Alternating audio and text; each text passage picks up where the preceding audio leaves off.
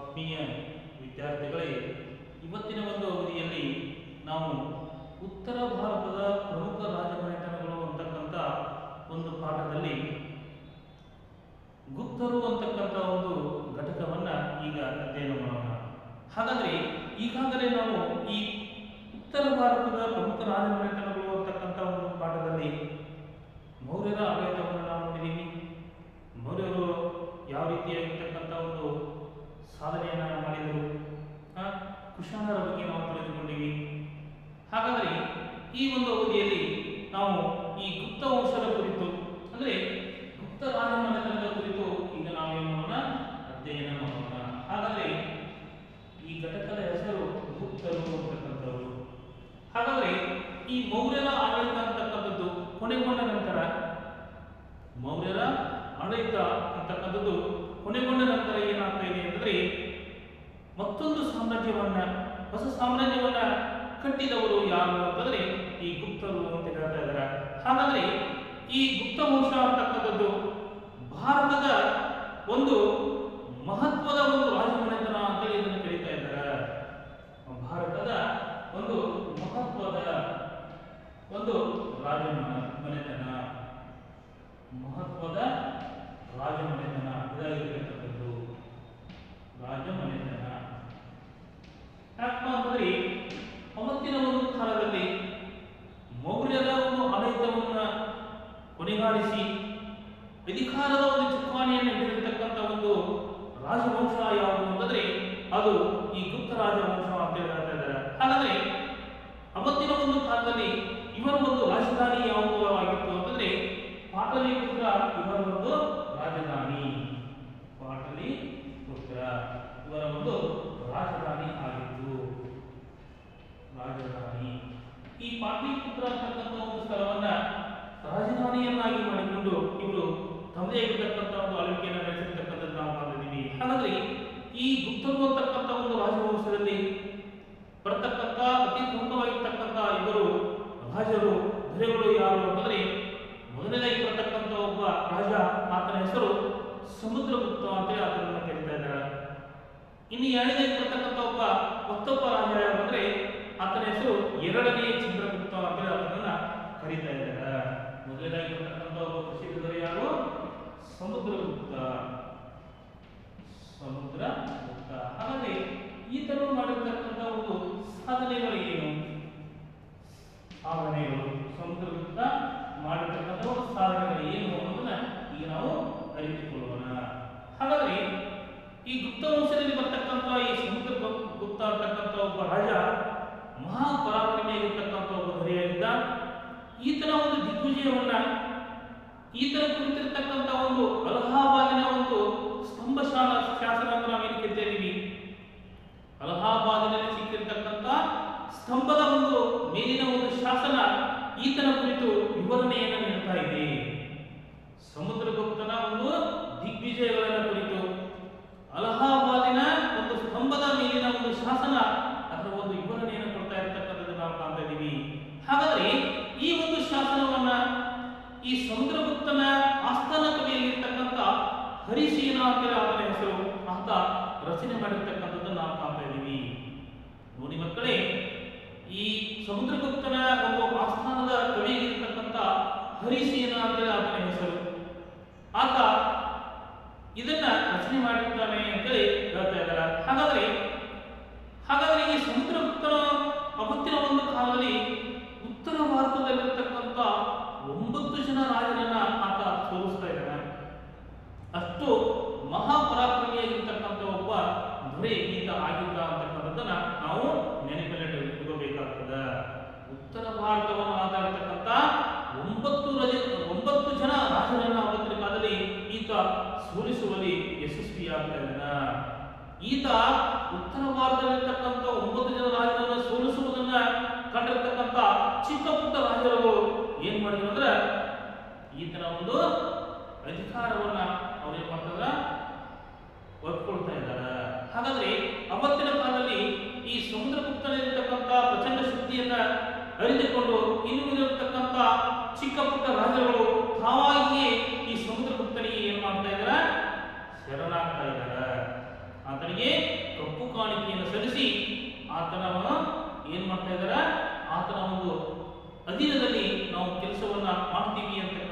ಅವರು ಒಪ್ಪಿಕೊಳ್ತಾ ಇದ್ದಾರೆ. ಹಾಗಾದ್ರೆ ದೂರದಲ್ಲಿರ್ತಕ್ಕಂಥ ಅಫ್ಘಾನಿಸ್ತಾನದ ಕುಶಾನದವರು ಕೂಡ ಗುಜರಾತಿನ ಸತ್ರಪರು ಕೂಡ ಈ ಸಮುದ್ರಗುಪ್ತನ ಒಂದು ಪರಮಾಧಿಕಾರವನ್ನು ಅವತ್ತಿನ ಕಾಲದಲ್ಲಿ ಒಪ್ಪಿಕೊಂಡಿರ್ತಕ್ಕಂಥದ್ದನ್ನ ನಾವು ಕಾಣ್ತಾ ಇದ್ದೀವಿ. ಹಾಗಾದ್ರೆ ಇದು ಉತ್ತರ ಭಾರತಕ್ಕೆ ಸಂಬಂಧಪಟ್ಟಿರ್ತಕ್ಕಂಥ ಒಂದು ವಿಷಯ. ಇನ್ನು ದಕ್ಷಿಣ ಭಾರತದ ಕಡೆಗೆ ತನ್ನ ದಂಡಯಾತ್ರೆಯನ್ನ ಅವತ್ತಿನ ಒಂದು ಕಾಲದಲ್ಲಿ ಆತ ನಡೆಸಿರ್ತಕ್ಕಂಥದ್ದು ನಮಗೆ ಕಂಡು ಬರ್ತಾ ಇದೆ. ಹಾಗಾದ್ರೆ ಈ ಸಮುದ್ರಗುಪ್ತ ದಕ್ಷಿಣ ಭಾರತದಲ್ಲಿರ್ತಕ್ಕಂಥ 12 ರಾಜರನ್ನ ಆತ ಸೋಲಿಸ್ತಾ ಇದ್ದಾನೆ. ನೋಡಿ ಮಕ್ಕಳೇ, ಉತ್ತರ ಭಾರತದಲ್ಲಿರ್ತಕ್ಕಂಥ 9 ಜನ ರಾಜರನ್ನ ಈತ ಸೋಲಿಸುವಲ್ಲಿ ಯಶಸ್ವಿ ಆಗ್ತಾ ಇದ್ದಾನೆ. ತದನಂತರದಲ್ಲಿ ದಕ್ಷಿಣ ಭಾರತದ ಕಡೆ ಕೂಡ ತನ್ನ ದಂಡಯಾತ್ರೆಯನ್ನ ಆತ ಮುಂದುವರಿಸ್ತಾ ಇದ್ದಾನೆ. ಆತ ಜೀವನಗೊಳಿಸುವುದರಲ್ಲಿ ಯಶಸ್ವಿ ಆಗ್ತಾ ಇದ್ದಾನೆ. ಈ ದಕ್ಷಿಣ ಭಾರತದಲ್ಲಿರ್ತಕ್ಕಂಥ 12 ಜನ ರಾಜರನ್ನ ಸೋಲಿಸುವಲ್ಲಿ ಈತ ಯಶಸ್ವಿಯಾಗಿರ್ತಕ್ಕಂಥದ್ದು ನಾವು ಕಾಣ್ತಿದ್ದೀವಿ. ಅದರಲ್ಲಿ ಕಾಂಚಿಯ ರಾಜರು ಕೂಡ ಒಬ್ಬನಾಗಿದ್ದ.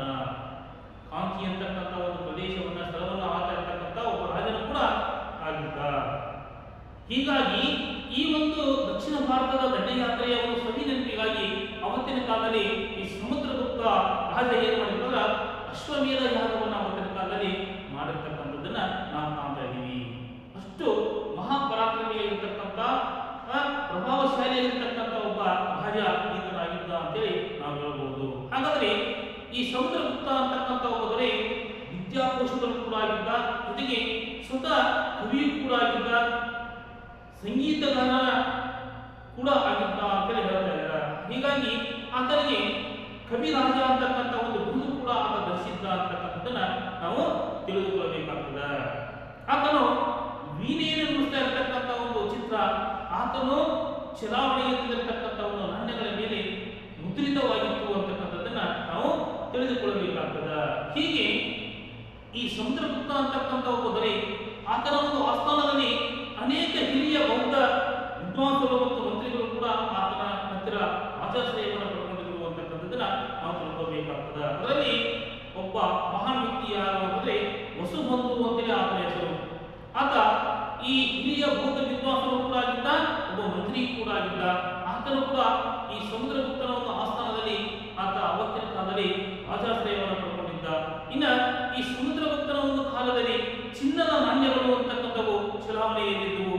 ಅದು ಆ ಗುಪ್ತ ಸಾಮ್ರಾಜ್ಯದ ಒಂದು ಶಕ್ತಿಯನ್ನ, ಸಂಪತ್ತನ್ನ, ಅದರ ಒಂದು ವೈಭವವನ್ನು ಅದೇನು ಮಾಡ್ತಾ ಇದೆ, ನಮಗೆ ಎತ್ತಿ ತೋರಿಸ್ತಾ ಇದೆ ಅಂತಕ್ಕಂಥದ್ದನ್ನ ನಾವು ತಿಳ್ಕೊಳ್ಬೇಕಾಗ್ತದೆ. ಹಾಗಾದ್ರೆ ಈ ಸಮುದ್ರಗುಪ್ತ ಆದ ನಂತರ ಆತನ ಮಗನಾಗಿರ್ತಕ್ಕಂಥ 2ನೇ ಚಂದ್ರಗುಪ್ತ ಮೌರ್ಯ, 2ನೇ ಚಂದ್ರಗುಪ್ತ ಅಂತ ಆತನನ್ನ ಕರೀತಾ ಇದ್ದಾರೆ. ಆತ ಯಾವ ಸಾಧನೆಗಳನ್ನ ಮಾಡಿದ ಅಂತಕ್ಕಂಥದ್ದನ್ನ ಈಗ ನಾವು ತಿಳ್ಕೊಬೇಕಾಗ್ತದೆ. ಸಮುದ್ರಗುಪ್ತನ ಮಗನಾಗಿರ್ತಕ್ಕಂಥ 2ನೇ ಚಂದ್ರಗುಪ್ತ ಅಂತೇಳಿ ಆತನ ಹೆಸರು, 2ನೇ ಚಂದ್ರಗುಪ್ತ. ಹಾಗಾದ್ರೆ ಈ 2ನೇ ಚಂದ್ರಗುಪ್ತ ಮಾಡಿರ್ತಕ್ಕಂಥ ಒಂದು ಸಾಧನೆಗಳು ಏನು ಅನ್ನೋದನ್ನ ಈಗ ನಾವು ತಿಳಿದುಕೊಳ್ಳೋಣ. 2ನೇ ಚಂದ್ರಗುಪ್ತ ಮಾಡಿರ್ತಕ್ಕಂಥ ಸಾಧನೆಗಳು ನೋಡಿ ಮಕ್ಕಳೇ, ಈ ಸಮುದ್ರಗುಪ್ತನ ಉತ್ತರನಾಗಿರ್ತಕ್ಕಂಥ ಆತನ ಒಬ್ಬ ಉತ್ತರಾಧಿಕಾರಿಯಾಗಿರ್ತಕ್ಕಂಥ ಈ 2ನೇ ಚಂದ್ರಗುಪ್ತ ಯುದ್ಧ ಕಲೆಯಲ್ಲಿ ಈತನು ಕೂಡ ಸಾಕಷ್ಟು ನಿಪುಣನಾಗಿರ್ತಕ್ಕಂಥ ಒಬ್ಬ ವ್ಯಕ್ತಿಯಾಗಿದ್ದ. ಯುದ್ಧ ಕಲೆಯ ಬಗ್ಗೆ ಈತನಿಗೆ ಸಾಕಷ್ಟು ಒಂದು ಪ್ರಾವೀಣ್ಯತೆ ಅಂತಕ್ಕಂಥದ್ದು ಇತ್ತು ಅಂತಕ್ಕಂಥದ್ದನ್ನ ನಾವು ತಿಳ್ಕೋಬೇಕಾಗ್ತದೆ. ಹಾಗಾದ್ರೆ ಅವತ್ತಿನ ಒಂದು ಕಾಲದಲ್ಲಿ ಈ ಗುಜರಾತಿನಲ್ಲಿ 3 ಶತಮಾನಗಳಿಗಿಂತಲೂ ಕೂಡ ಹೆಚ್ಚು ಕಾಲ ಆಳ್ವಿಕೆಯನ್ನು ನಡೆಸಿರ್ತಕ್ಕಂಥ ಒಂದು ಸತ್ರಪರು ಅಂತಕ್ಕಂಥ ಒಂದು ರಾಜವಂಶ ಅಲ್ಲಿ ಆಳ್ವಿಕೆಯನ್ನು ಮಾಡ್ತಾ ಇತ್ತು.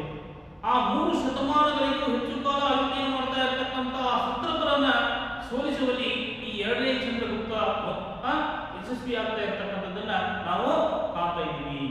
ಹೀಗಾಗಿ ಈ 2ನೇ ಚಂದ್ರಗುಪ್ತನ ಒಂದು ಸೈನಿಕ ಸಾಧನೆ ಇದಾಗಿರ್ತಕ್ಕಂಥದ್ದನ್ನು ನಾವು ಕಾಣ್ತಾ ಇದ್ದೀವಿ. ಸುಮಾರು 3 ಶತಮಾನಗಳಿಗೂ ಹೆಚ್ಚು ಕಾಲ ಆಳ್ವಿಕೆಯನ್ನು ಮಾಡಿರ್ತಕ್ಕಂಥ ಈ ಗುಜರಾತಿನಲ್ಲಿ ಆಳ್ವಿಕೆಯನ್ನು ಮಾಡಿರ್ತಕ್ಕಂಥ ಈ ಸತ್ರಪರ್ವತ ನಾವೇನು ಕರಿತೀವಿ ಅಂತಹ ಒಂದು ರಾಜವಂಶವನ್ನು ಸೋಲಿಸುವಲ್ಲಿ ಈ 2ನೇ ಚಂದ್ರಗುಪ್ತ ಯಶಸ್ವಿ ಆಗ್ತಾ ಇರ್ತಕ್ಕಂಥದ್ದು ನಾವು ಕಾಣ್ತಿದ್ದೀವಿ. ಇದು ಆತನ ಒಂದು ಜೀವನದ ಒಂದು ಅಪ್ರತಿಮವಾಗಿರ್ತಕ್ಕಂಥ ಒಂದು ಯುದ್ಧ ಅಂತೇಳಿ ಇದನ್ನ ಕರೀತಾ ಇದ್ದಾರೆ. ಹೀಗಾಗಿ ಆತನಿಗೆ ಈ ವಿಕ್ರಮಾದಿತ್ಯ ಅಂತಕ್ಕಂಥ ಒಂದು ಬಿರುದು ಕೂಡ ದೊರಕಿರ್ತಕ್ಕಂಥದ್ದು ನಾವು ಕಾಣ್ತಾ ಇದ್ದೀವಿ. ಎರಡನೇ ಚಂದ್ರಗುಪ್ತನಿಗೆ ಇರತಕ್ಕಂಥ ಒಂದು ಬಿರುದು ಯಾವುದು? ವಿಕ್ರಮಾದಿತ್ಯ ಅಂತಕ್ಕಂಥ ಒಂದು ಬಿರುದನ್ನ ಅವತ್ತಿನ ಕಾಲದಲ್ಲಿ ಆತ ಧರಿಸಿರ್ತಕ್ಕಂಥದ್ದು ನಾವು ಕಾಣ್ತಾ ಇದ್ದೀವಿ.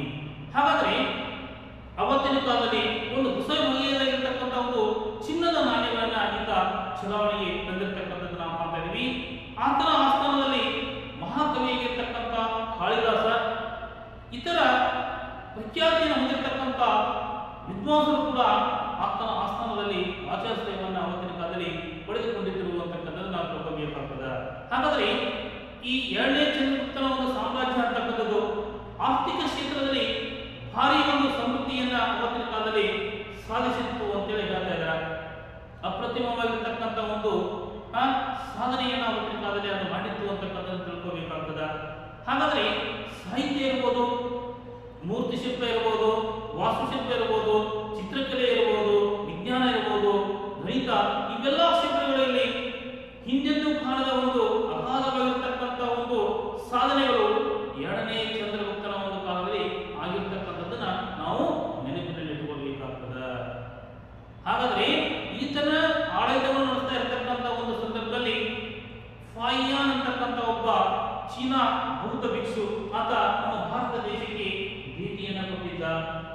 ಎರಡನೆಯ ಚಂದ್ರಗುಪ್ತನ ಕಾಲದಲ್ಲಿ ಫಾಯಿಯಾನ್ ಅಂತೇಳಿ ಆತನ ಹೆಸರು ಫಾಯಿಯಾನ್.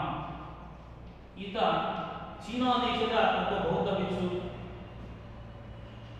ಬೌದ್ಧ ಭಿಕ್ಷು. ಈತ ಭಾರತವನ್ನ ಸಂದರ್ಶನ ಮಾಡ್ತಾ ಇದ್ದಾನೆ, ಭಾರತಕ್ಕೆ ಬರ್ತಾ ಇದ್ದಾನೆ.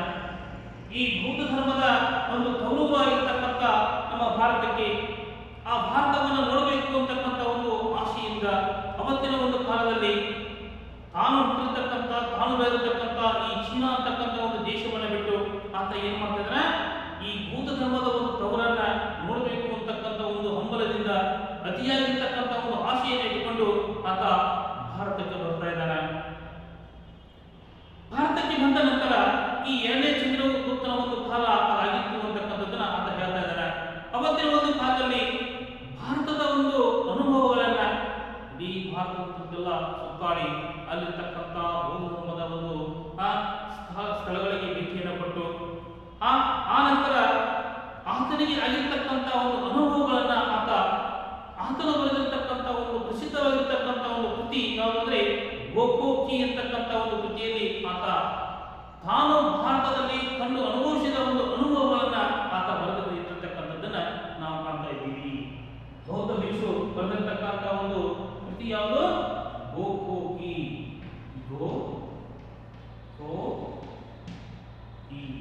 ಅಂತಕ್ಕಂಥ ಒಂದು ಪ್ರಸಿದ್ಧವಾಗಿರ್ತಕ್ಕಂಥ ಒಂದು ಕೃತಿಯನ್ನ ಅವತ್ತಿನ ಕಾಲದಲ್ಲಿ ಈತ ರಚನೆ ಮಾಡಿರ್ತಕ್ಕಂಥದ್ದು ನಾವು ಕಾಣ್ತಾ ಇದ್ದೀವಿ. ಹಾಗಾದ್ರೆ ಈ ಗುಪ್ತರ ಒಂದು ಸಾಮ್ರಾಜ್ಯದಲ್ಲಿ ಈ ಅಪರಾಧಗಳು ಅಂತಕ್ಕಂಥವು ಬಹಳಷ್ಟು ಅಪರೂಪವಾಗಿದ್ದವು ಅಂತಕ್ಕಂಥ ಮಾತನ್ನ ಈ ಚೀನಾ ದೇಶದ ಬೌದ್ಧ ಭಿಕ್ಷುವಾಗಿರ್ತಕ್ಕಂಥ ಫಾಯಿಯಾನ್ ಹೇಳ್ತಾ ಇದ್ದಾರೆ. ಅಂದ್ರೆ ಅವತ್ತಿನ ಒಂದು ಕಾಲದಲ್ಲಿ ಈ ಅಪರಾಧಗಳನ್ನು ಮಾಡ್ತಕ್ಕಂಥ ಜನರು ಬಹಳಷ್ಟು ಕಡಿಮೆ ಇದ್ದಿರುವಂತಕ್ಕಂಥದ್ದನ್ನ ನಾವು ತಿಳ್ಕೋಬೇಕಾಗ್ತದೆ. ಹಾಗಾದ್ರೆ ಅವತ್ತಿನ ಒಂದು ಆಡಳಿತ ಅಂತಕ್ಕಂಥದ್ದು ಅದು ಜನಪರವಾಗಿರ್ತಕ್ಕಂಥ ಆಡಳಿತ ಅಂತಕ್ಕಂಥದ್ದು ಇತ್ತು ಅಂತಕ್ಕಂಥದ್ದನ್ನ ಆತ ಹೇಳ್ತಾ ಇದ್ದಾನೆ.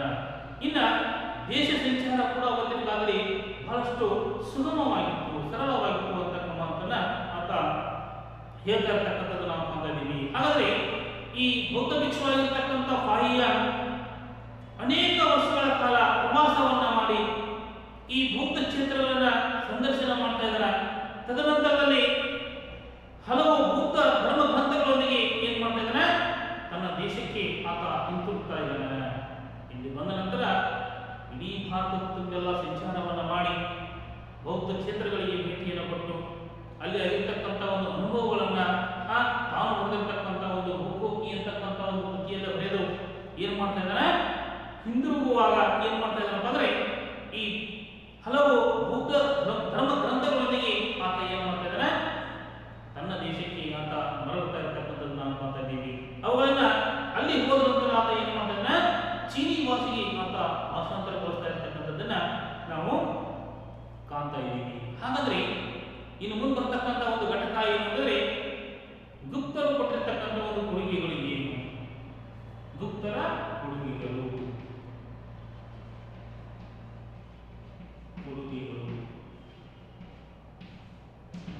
ಮಕ್ಕಳೇ, ಈಗಾಗಲೇ ನಾವು ಈ ಗುಪ್ತರು ಅಂತಕ್ಕಂಥ ಒಂದು ಪಾಠದಲ್ಲಿ ಈ ಗುಪ್ತ ಮನೆತನ ಅಂತಕ್ಕಂಥದ್ದು ನಮ್ಮ ಭಾರತದ ಒಂದು ಮಹತ್ವದ ಒಂದು ರಾಜಮನೆತನ ಅಂತಕ್ಕಂಥದ್ದು ತಿಳ್ಕೊಂಡಿವಿ.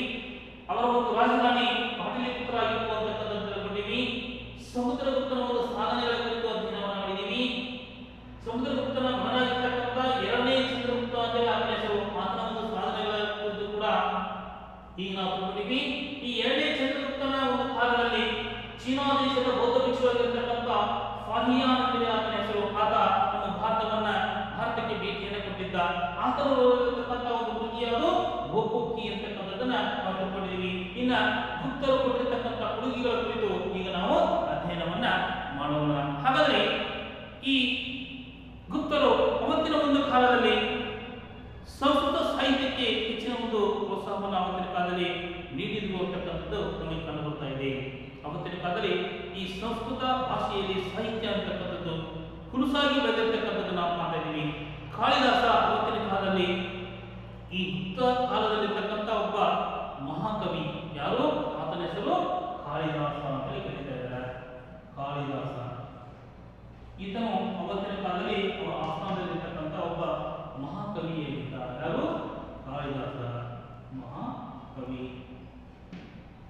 ತದನಂತರದಲ್ಲಿ ಈತನು ಜಗತ್ತಿನ ಒಂದು ಶ್ರೇಷ್ಠ ನಾಟಕಕಾರರಲ್ಲಿ ಈತನು ಕೂಡ ಒಬ್ಬನಾಗಿದ್ದ ಅಂತಕ್ಕಂಥ ಮಾತನ್ನು ಹೇಳ್ತಾ ಇದ್ದಾರೆ. ಹಾಗಾದ್ರೆ ಅವತ್ತಿನ ಒಂದು ಕಾಲದಲ್ಲಿ ನವರತ್ನಗಳು ಅಂತ ನಾವು ಏನು ಕರಿತೀವಿ, 9 ಜನ ಅವತ್ತಿನ ಕಾಲದಲ್ಲಿ ಈ ಚಂದ್ರಗುಪ್ತನ ಒಂದು ಕಾಲದಲ್ಲಿ ಅವನ ಒಂದು ಆಸ್ಥಾನವನ್ನ ಅಲಂಕರಿಸಿರ್ತಕ್ಕಂಥ 9 ಮಂದಿ ನವರತ್ನಗಳು ಅಂತ ನಾವು ಏನು ಕರಿತೀವಿ, ಅವರು ಆತನ ಆಸ್ಥಾನದಲ್ಲಿ ಆಶ್ರಯವನ್ನು ಪಡ್ಕೊಂಡಿದ್ರು. ಹೀಗಾಗಿ ಅವತ್ತಿನ ಒಂದು ಕಾಲದಲ್ಲಿ ಕಾಳಿದಾಸ 4 ಕಾವ್ಯಗಳನ್ನ 3 ನಾಟಕಗಳನ್ನ ಆತ ಅವತ್ತಿನ ಕಾಲದಲ್ಲಿ ರಚನೆ ಮಾಡಿರ್ತಕ್ಕಂಥದ್ದು ನಾವು ಕಾಣ್ತಿದ್ದೀವಿ. ತದನಂತರದಲ್ಲಿ ಅಭಿಜ್ಞಾನ ಶಾಕುಂತಲ ಅಂತಕ್ಕಂಥ ಒಂದು ಶ್ರೇಷ್ಠವಾಗಿರ್ತಕ್ಕಂಥ ಒಂದು ನಾಟಕವನ್ನು ಅವತ್ತಿನ ಕಾಲದಲ್ಲಿ ಆತ ಬರೆದಿರ್ತಕ್ಕಂಥದ್ದು ನಾವು ಕಾಣ್ತಾ ಇದ್ದೀವಿ. ಅವನನ್ನ ಕವಿಕುಲ ಗುರು ಅಂತ ಹೇಳಿ ಅವತ್ತಿನ ಕಾಲದಲ್ಲಿ ಪ್ರಶಂಸೆಯನ್ನ ಮಾಡಿರ್ತಕ್ಕಂಥದ್ದು ನಾವು ಕಾಣ್ತಾ ಇದ್ದೀವಿ. ನೋಡಿ ಮಕ್ಕಳೇ, ಚಂದ್ರಗುಪ್ತನ ಒಂದು ಅಧಿಕಾರದ ಒಂದು ಅವಧಿಯಲ್ಲಿ ಆತನು ಆಳ್ವಿಕೆಯನ್ನು ಮಾಡ್ತಕ್ಕಂಥ ಒಂದು ಸಂದರ್ಭದಲ್ಲಿ ಈ ಕಾಳಿದಾಸ ಅಂತಕ್ಕಂಥ ಒಬ್ಬ ಮಹಾಕವಿ ಅವತ್ತಿನ ಕಾಲದಲ್ಲಿ 4 ಕಾವ್ಯಗಳನ್ನ 3 ನಾಟಕಗಳನ್ನ ರಚನೆ ಮಾಡಿರ್ತಕ್ಕಂಥದ್ದು ವಿಶೇಷವಾಗಿರ್ತಕ್ಕಂಥದ್ದು. ಅಭಿಜ್ಞಾನ ಶಾಕುಂತಲ ಅಂತಕ್ಕಂಥದ್ದು ಆತನು ಬರೆದಿರ್ತಕ್ಕಂಥ ಅತಿ ಶ್ರೇಷ್ಠವಾಗಿರ್ತಕ್ಕಂಥ ಒಂದು ನಾಟಕ ಅಂತೇಳಿ ಅದನ್ನು ಕರೀತಾ ಇದ್ದಾರೆ. ಈತನಿಗೆ ಇರ್ತಕ್ಕಂಥ ಒಂದು ಬಿರುದು ಯಾವುದು ಅಂದರೆ ಕವಿಕುಲ ಗುರು ಅಂತೇಳಿ ಆತನನ್ನ ಕರೀತಾ ಇರತಕ್ಕಂಥದ್ದನ್ನ ನಾವು ಕಾಣ್ತಾ ಇದ್ದೀವಿ. ಇನ್ನ ಶೂದ್ರಕ ಅಂತಕ್ಕಂಥ ಮತ್ತೊಬ್ಬ ಕವಿ ಬರೆದಿರ್ತಕ್ಕಂಥದ್ದು ವೃಶ್ಚಿಕಟಿಕ ಅಂತಕ್ಕಂಥದ್ದು.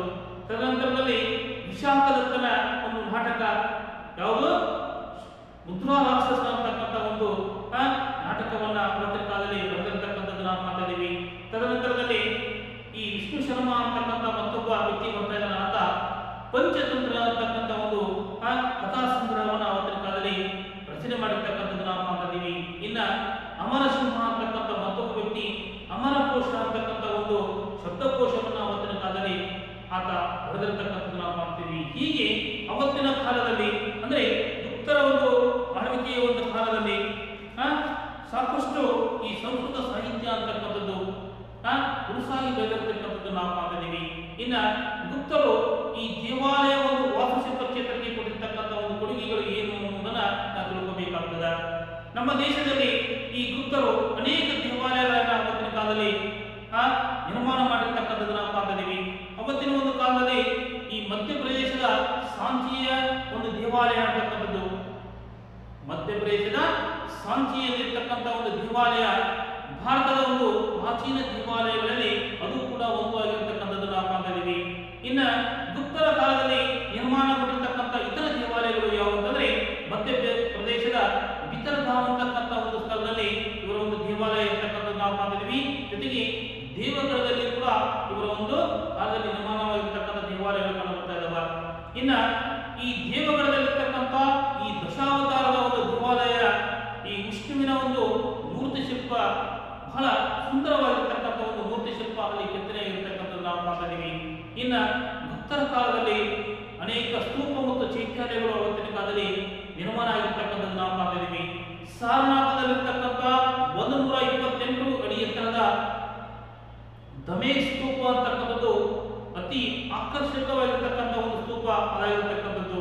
ಇನ್ನ ಈ ಗುಪ್ತರು ಚಿತ್ರಕಲೆಗೆ ಕೊಟ್ಟಿರ್ತಕ್ಕಂಥ ಒಂದು ಕೊಡುಗೆ ಏನು ಅಂತಂದ್ರೆ, ಈ ಗುಪ್ತರ ಕಾಲದಲ್ಲಿ ದೊಡ್ಡ ದೊಡ್ಡ ಬಂಡೆಗಳನ್ನ ಪಡೆದು ಮಾಡಿರ್ತಕ್ಕಂಥ ಈ ಬೌದ್ಧ ವಿಹಾರ ಮತ್ತು ಗುಹಾಲಯಗಳನ್ನ ನಾವು ಎಲ್ಲಿ ನೋಡಲಿಕ್ಕೆ ಸಾಧ್ಯ ಇದೆ ಅಂತಂದ್ರೆ, ಮಹಾರಾಷ್ಟ್ರದ ಅಜಂತ ಅಂತಕ್ಕಂಥ ಒಂದು ಗುಹಾಲಯಗಳಲ್ಲಿ ಇವರ ಕಾಲದಲ್ಲಿ ನಿರ್ಮಾಣ ಆಗಿರ್ತಕ್ಕಂಥ ಒಂದು ಗುಹಾಲಯಗಳನ್ನ ನೋಡಲಿಕ್ಕೆ ಸಾಧ್ಯ ಇದೆ. ಹಾಗಾದ್ರೆ ಅಜಂತ ಮತ್ತು ಎಲ್ಲೋರಗಳಲ್ಲಿ ಗುಪ್ತರ ಒಂದು ಆಡಳಿತದ ಅವಧಿಯಲ್ಲಿ ಕೈಲಾಸನಾಥ ದೇವಾಲಯ ಇರಬಹುದು, ಎಲ್ಲೋರದಲ್ಲಿ ಇರತಕ್ಕಂಥ ಕೈಲಾಸನಾಥ ದೇವಾಲಯ ಇರಬಹುದು, ಅಜಂತದಲ್ಲಿ ಇರತಕ್ಕಂಥ ಗುಹೆಗಳಿರಬಹುದು, ಅವೆಲ್ಲವೂ ಕೂಡ ಇವರು ಒಂದು ಕಾಲದಲ್ಲಿ ನಿರ್ಮಾಣಗೊಂಡಿರ್ತಕ್ಕಂಥ ಅನೇಕ ಚಿತ್ರಕಲೆಗಳು ಅಂತಕ್ಕಂಥದ್ದನ್ನು ನಾವು ತಿಳ್ಕೊಬೇಕಾಗ್ತದೆ. ಈ ಅಜಂತಾದಲ್ಲಿರ್ತಕ್ಕಂಥ ಒಂದು ಗುಹಾಲಯಗಳಲ್ಲಿ ಗೋಡೆ ಮತ್ತು ಛಾವಣಿಗಳ ಮೇಲೆ ಅನೇಕ ಚಿತ್ರಗಳನ್ನ ಬಿಡಿಸಿರ್ತಕ್ಕಂಥದ್ದು ನಾವು ಕಾಣ್ತಾ ಇದೀವಿ. ಅವು ಜಗದ್ವಿಖ್ಯಾತ ಆಗಿರ್ತಕ್ಕಂಥದ್ದು ಕೂಡ ನಾವು ಕಾಣ್ತಾ ಇದೀವಿ. ಹಾಗಾದ್ರೆ ವಿಜ್ಞಾನ ಇರಬಹುದು, ಗಣಿತ ಇರಬಹುದು ಮತ್ತು ಖಗೋಳಶಾಸ್ತ್ರ ಈ ಒಂದು ಕ್ಷೇತ್ರಗಳಿಗೆ ಕೂಡ ಅಪಾರವಾಗಿರ್ತಕ್ಕಂಥ ಒಂದು ಕೊಡುಗೆಗಳನ್ನ ಈ ಗುಪ್ತರು ನೀಡಿರ್ತಕ್ಕಂಥದ್ದು ನಾವು ಕಾಣ್ತಾ ಇದೀವಿ. ಹಾಗಾದ್ರೆ ಅವತ್ತಿನ ಒಂದು ಕಾಲದಲ್ಲಿ ಈ ಲೋಹ ವಿಜ್ಞಾನ ಅಂತಕ್ಕಂಥದ್ದು ಕೂಡ ಗುಪ್ತರ ಕಾಲದಲ್ಲಿ ಈ ಲೋಹ ವಿಜ್ಞಾನ ಅಂತಕ್ಕಂಥದ್ದು ಗಣನೀಯವಾಗಿರ್ತಕ್ಕಂಥ ಒಂದು ಮುನ್ನಡೆಯನ್ನು ಸಾಧಿಸಿತ್ತು ಅಂತ ಹೇಳಿ ಹೇಳ್ತಾ ಇದ್ದಾರೆ. ಹಾಗಾದ್ರೆ ದೆಹಲಿಯ ಒಂದು ಕುತುಬ್ ಮಿನಾರವನ್ನು ಸಮೀಪಿರತಕ್ಕಂಥ ಒಂದು ಮೆಹರೌಲಿ ಅಂತಕ್ಕಂಥ ಒಂದು ಕಬ್ಬಿಣದ ಸ್ತಂಭ, ದೆಹಲಿಯ ಸಮೀಪ ಇರತಕ್ಕಂಥ ಒಂದು ಸ್ಥಳದಲ್ಲಿ ಮೆಹರೌಲಿ ಅಂತಕ್ಕಂಥ ಒಂದು ಸ್ಥಳದಲ್ಲಿ ಈ ಕಬ್ಬಿಣದ ಒಂದು ಸ್ತಂಭ ಇದಕ್ಕೊಂದು ಉತ್ತಮವಾಗಿರ್ತಕ್ಕಂಥ ಒಂದು ಉದಾಹರಣೆ. ಏಕೆ ಅಂತಂದ್ರೆ ಈ ಒಂದು ಕಂಬ ಸುಮಾರು 1500 ವರ್ಷಗಳಷ್ಟು ಹಳೆಯದಾಗಿದ್ದರೂ ಕೂಡ ಗಾಳಿ ಮಳೆಗೆ ಅದು ಮೈಗೊಟ್ಟಿ ನಿಂತಿದ್ರೂ ಕೂಡ ತುಕ್ಕು ಹಿಡಿಯಲಾರದೆ ಹಾಗೆ ಅದು ಏನಂದ್ರೆ ಸ್ವಲ್ಪವೂ ಕಳೆದುತ್ತದೆ ಹಾಗೆ ನಿಂತಿರ್ತಕ್ಕಂಥದ್ದು ಒಂದು ಉತ್ತಮವಾಗಿರ್ತಕ್ಕಂಥ ಒಂದು ಉದಾಹರಣೆ ಅಂತೇಳಿ ಹೇಳ್ತಾ ಇದ್ದಾರೆ. ಹಾಗಾದ್ರೆ ಈ ಗುಪ್ತರ ಒಂದು ಕಾಲದಲ್ಲಿ ಆಯುರ್ವೇದ ಕ್ಷೇತ್ರಕ್ಕೆ ಕೂಡ ಅಪಾರವಾಗಿರ್ತಕ್ಕಂಥ ಒಂದು ಕೊಡುಗೆಗಳನ್ನು ಅವತ್ತಿನ ಕಾಲದಲ್ಲಿ ಇವರು ನೀಡಿರ್ತಕ್ಕಂಥದ್ದು ನಾವು ಕಾಣ್ತಾ ಇದೀವಿ. ಗುಪ್ತರ ಯುಗದ ಒಂದು ಕಾಲದಲ್ಲಿ ವಾಗ್ಭಟ ಅಂತಕ್ಕಂಥ ಒಬ್ಬ ವ್ಯಕ್ತಿ, ಆತ ಚರಕ ಸಂಹಿತೆಯ ಒಂದು ಸಾರವನ್ನು ಅವತ್ತಿನ ಕಾಲದಲ್ಲಿ ಆತ ಸಿದ್ಧಪಡಿಸಿರ್ತಕ್ಕಂಥದ್ದು ನಾವು ಕಾಣ್ತಾ ಇದೀವಿ. ಅದಕ್ಕೆ ಅಷ್ಟಾಂಗ ಹೃದಯ ಸಂಹಿತೆ ಅಂತೇಳಿ ಅದಕ್ಕೆ ಕರೀತಾ ಇದ್ದಾರೆ. ಇನ್ನ ಪ್ರಾಚೀನ ಭಾರತದಲ್ಲಿ ಈ ಶಸ್ತ್ರಚಿಕಿತ್ಸೆಯ ಸಾಕಷ್ಟು ಪ್ರಗತಿ ಅವತ್ತಿನ ಕಾಲದಲ್ಲಿ ಕಂಡು ಬರ್ತಾ ಇರ್ತಕ್ಕಂಥದ್ದು ನಾವು ಕಾಣ್ತಾ ಇದೀವಿ. ಅವತ್ತಿನ ಕಾಲದಲ್ಲಿ 127 ಬಗೆಯ ಶಸ್ತ್ರಚಿಕಿತ್ಸಾ ಉಪಕರಣಗಳನ್ನ ಅವತ್ತಿನ ಕಾಲದಲ್ಲಿ ಅವರು ಬಳಸ್ತಾ ಇದ್ರು ಅಂತಕ್ಕಂಥದ್ದನ್ನ ನಾವು ತಿಳ್ಕೋಬೇಕಾದ. ಅವತ್ತಿನ ಒಂದು ಕಾಲದಲ್ಲಿ ದೇಹದೊಳಗೆ ಸೇರಿಕೊಂಡಿರ್ತಕ್ಕಂಥ ಈ ಕಬ್ಬಿಣ ಇರಬಹುದು, ಕಲ್ಲುಗಳನ್ನ ಅವತ್ತಿನ ಕಾಲದಲ್ಲಿ ಹೊರ ತೆಗಿತಾ ಇದ್ರು ಅಂತಕ್ಕಂಥದ್ದು ಕೂಡ ನಮಗೆ ತಿಳಿದು ಬರ್ತಾ ಇದೆ. ಹಾಗಾದ್ರೆ ಅವತ್ತಿನ ಒಂದು ಕಾಲದಲ್ಲಿ ಪಾದರಸವನ್ನ ಔಷಧಿಯನ್ನಾಗಿ ಮೊದಲ ಬಾರಿಗೆ ಬಳಕೆಗೆ ತಂದಿರತಕ್ಕಂಥ ಒಂದು ಕೀರ್ತಿ ಯಾರಿಗೆ ಸಲ್ತಾ ಇದೆ ಅಂದರೆ ಈ ಗುಪ್ತರಿಗೆ ಸಲ್ತಾ ಇದೆ ಅಂತೇಳಿ ನಾವು ತಿಳ್ಕೋಬೇಕಾದ್ರೆ, ಅವತ್ತಿನ ಕಾಲದಲ್ಲಿ ಈ ಪಾದರಸ ಅಂತ ನಾವೇನು ಕರಿತಾ ಇದೀವಿ ಅದನ್ನ ಔಷಧಿಯಾಗಿ ಮೊದಲ ಬಾರಿಗೆ ಬಳಕೆಗೆ ತಂದಿರತಕ್ಕಂಥ ಒಂದು ಕೀರ್ತಿ ಭಾರತೀಯ ಒಂದು ವೈದ್ಯರಿಗೆ ಸಲ್ತಾ ಇದೆ ಅಂತಕ್ಕಂಥದ್ದನ್ನ ನಾವು ತಿಳ್ಕೋಬೇಕಾಗ್ತದೆ. ಹೀಗೆ ಗುಪ್ತರು ಅವತ್ತಿನ ಕಾಲದಲ್ಲಿ ಚಿತ್ರಕಲೆ ಇರಬಹುದು, ಈ ವೈದ್ಯಕೀಯ ಕ್ಷೇತ್ರ ಇರಬಹುದು, ಆಯುರ್ವೇದ ಕ್ಷೇತ್ರ ಇರಬಹುದು, ಖಗೋಳಶಾಸ್ತ್ರ ಇರಬಹುದು, ಗಣಿತ ಇರಬಹುದು, ವಿಜ್ಞಾನ ಇರಬಹುದು, ಚಿತ್ರಕಲೆ ಇರಬಹುದು, ಇವೆಲ್ಲ ಕ್ಷೇತ್ರಗಳಿಗೆ ತಮ್ಮದೇ ಆಗಿರತಕ್ಕಂಥ ಅಮೂಲ್ಯವಾಗಿರತಕ್ಕಂಥ ಒಂದು ಕೊಡುಗೆಗಳನ್ನ ನೀಡಿದ್ದಾರೆ ಅಂತಕ್ಕಂಥದ್ದನ್ನ ನಾವು ತಿಳಿದುಕೊಳ್ಳಬೇಕಾಗ್ತದೆ. ಹಾಗಾದ್ರೆ ಇಲ್ಲಿಯವರೆಗೆ ನಾವು ಗುಪ್ತರು ಅಂತಕ್ಕಂಥ ಒಂದು ಘಟಕವನ್ನ ಅಧ್ಯಯನ ಮಾಡಿದೀವಿ. ಈ ಘಟಕದ ಮೇಲೆ ನಿಮಗೆ ಮನೆ ಕೆಲಸ ಅಂತಂದ್ರೆ ಏನು ಅಂತಂದ್ರೆ, ಈ ಒಂದು ಘಟಕದ ಮನೆಗೆ ಬರತಕ್ಕಂಥ ಎಲ್ಲ ಪ್ರಶ್ನೋತ್ತರಗಳನ್ನ ನೀವು ಬರೆಯಿರಿ ಅಂತ ಹೇಳಿ ಹೇಳ್ತಾ ಈ ಒಂದು ಅವಧಿ